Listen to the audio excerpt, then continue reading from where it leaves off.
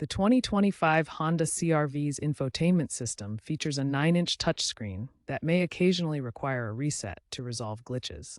There are two main types of resets: a soft reset and a factory reset. A soft reset is a quick restart that clears temporary memory and resolves minor issues like freezing or unresponsiveness.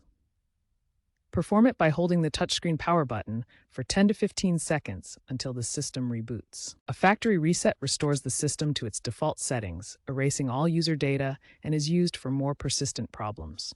Access it via Settings, System, Factory Reset. Honda has released software updates to improve stability, but resets remain a useful troubleshooting step. Always perform resets while parked and ensure your battery voltage is above 12 volts.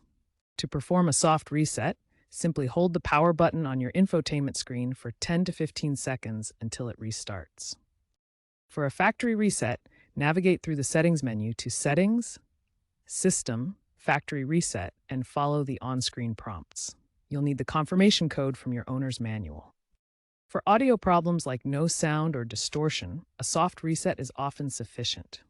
For navigation issues, ensure your maps are updated via Settings, Navigation, Update Maps. A factory reset might be necessary for persistent GPS inaccuracies.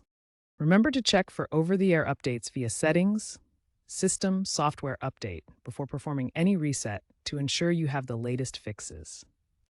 Post-2023 models have reduced lag and freezing, and issues such as audio dropouts have been resolved via updates.